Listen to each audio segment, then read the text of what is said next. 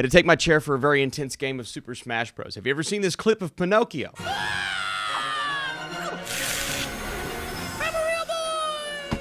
What is up, Flick fans? Welcome back to my channel. Today we are talking the Disney live-action version of Pinocchio on Disney Plus right now. Today is Disney Plus Day. This is one of the many things coming to the platform. Is this worth watching even with the family? Let's dive in. So Robert Zemeckis directs this live-action and CGI retelling of the beloved tale of a wooden puppet who embarks on a thrilling adventure to become a real boy. Tom Hanks stars as Geppetto, the real woodcarver who builds and treats Pinocchio as if he were his real son. Joseph Gordon-Levitt is Jiminy Cricket, and Benjamin Evan Ainsworth is Pinocchio. Starting with the rating, it's definitely a film your kids can watch, being a very by-the-numbers remake of the original Pinocchio, so if they watch that one, they can definitely watch this one. I want to start with the positives when it comes to this film, because we know these Disney live-action remakes, they come out, and occasionally I appreciate them, and maybe I've appreciated a few more than everyone else, but whenever there's a bad one, or whenever there's one that just feels lifeless, and Pinocchio should not be that movie, seeing as you're bringing a wooden puppet to life, then I normally feel kind of frustrated once the film ends, and this movie left me with that feeling, and maybe even on a more aggressive level than I'm normally feeling after these Disney remakes, because at least if it's dull, there could be something in there to appreciate from an artistic standpoint, or just one or two moments where you're like, oh, it's cool to see it come to life, and seeing everything go from animation to live action. Yeah, it's sweet, right? But I didn't really feel that from a lot of this film. We'll get into that. But starting with the good things, I think Zemeckis, being the type of director to bring us sequences and moments that are visually, I don't want to use the word stunning, but at least visually solid. I like the perspective shots from Jiminy Cricket. I had some issues with Cricket's design in this film, but seeing things through his eyes was really nice. There are a few sequences that utilize color grading and just style extremely well. When they go to Pleasure Island towards the end, even though there's some extremely odd things about that sequence and some changes made there where I'm like, okay, you're going to change this part of the movie, yet you're going to keep everything else almost the same. Odd choices, odd decisions, but visuals are probably my biggest highlights of the movie because I think Zemeckis' style that we used to know and love starts to shine through at points. And it's also just a movie that I think young kids could like if they've never seen the original Pinocchio. If they have, then they're probably just going to be like, show me that one. I want to just, can I just watch that one? That's how I was feeling. But I feel as if kids can watch this, get through it. There's not going to be too much moving around, wanting to go and do other things. Maybe that's what the movie is made for, but the best Disney and Pixar and really animated movies appeal to young kids, but can also bring in other audiences to where even if you're not having the best time, you can at least appreciate the effort put into the film.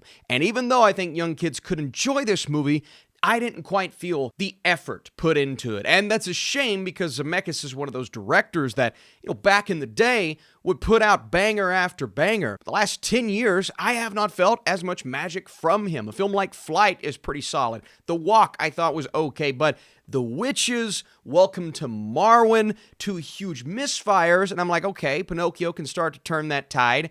And it definitely did not, so it's kind of a bad streak there. And it's not one of those cases where you have like additions by subtraction. You're taking away songs that maybe weren't as good as the other songs in the film, but you're deciding to replace them with songs that are even less good than the songs that you replaced. There's one that is all about breaking the fourth wall, which is nice conceptually, but it didn't necessarily add anything to the story. So you're compromising story for somewhat interesting ideas that do not translate from the paper to the big screen. And then you have these jokes and these moments that are going a step further. I mean, there's a Chris Pine joke in this movie, and at first I'm like, Chris Pine. I'm like, why is there a Chris Pine joke in a Pinocchio film? You have a character that is played by Keegan-Michael Key, and I really like his enthusiasm. I like his voice in this film, but the character itself did not serve as much of a purpose.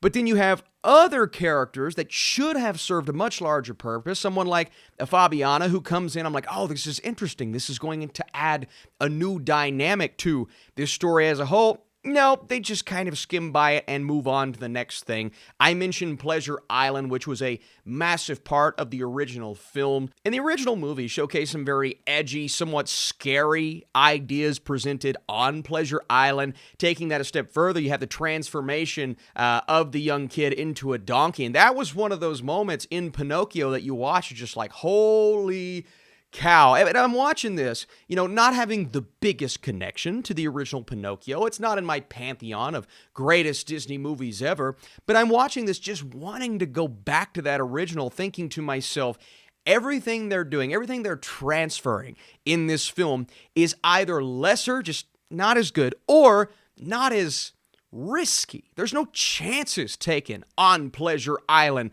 with pushing, what these kids are getting themselves into. There's no chances taken with the changes that they're making, because every change feels like the safe decision. Every change is there just because they felt as if they had to do it, as opposed to wanting to do it to enhance the quality of the movie.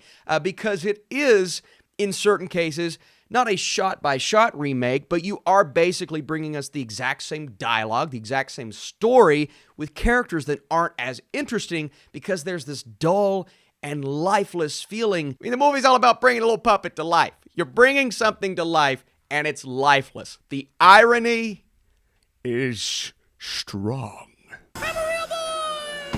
Cynthia Erivo, barely in the film. There's literally one scene. I'm like, what are you doing? You have someone that talented, you're barely utilizing him. Couldn't even tell it was Joseph Gordon-Levitt. He was fine, but the look of Jiminy Cricket, it was off. It was odd.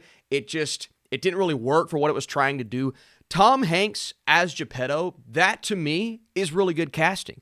That performance was actually pretty good. It was heartfelt, but I didn't feel the emotional connection because the story did not go as in-depth as the original, and the moments that they got together, it just felt like something they were skimming over. And then you get this really emotional gut punch at the end, but it's nowhere near as effective because, I mentioned visually the movie's fine, but the final sequence, the final scene, is not fine. It's actually really bad. And that started to, make me even more upset because that's when they're supposed to bring it home. And they almost did the opposite. They compromised the emotion that we were actually starting to get between the two characters. I'm like, oh, this is heartfelt. This is nice. I like the moment where they go into the whale. And I don't want to go against Benjamin and his performance. I thought he did a nice job as Pinocchio. It's just kind of the lines that he was reading didn't quite bring out that emotion. So before I give you guys my score, let me know, do you feel differently about this Pinocchio film? Did you feel the magic? Did it work for you? If it did, that's absolutely okay. Are you watching it on Disney Plus? And if you enjoyed this review and you want to support this channel, dropping that thumbs up is the best thing you can do. Disney's live-action Pinocchio feels somewhat empty. Zemeckis is almost able to convey some magic through cinematography and certain solid visuals, but there is nothing added that allows it to feel fresh or even necessary. It is a forgettable experience that kids may enjoy. That was not enough for me. I'm going a 34% with my score. It makes a lot of sense why we were not able to see this on the big screen. Maybe that would have helped it, but again, I don't have the biggest connection to the original Pinocchio, so it's not that this movie, just didn't pay off on the hype. It just didn't bring anything new to the table and went a step further and kind of took away some of the magic of the original, so that's unfortunate, but it all comes down to how you feel about this movie. Are you a real boy? Let's see, that was better. Hey, everybody. Now it sounds like Mickey Mouse. Well, hey, fellas.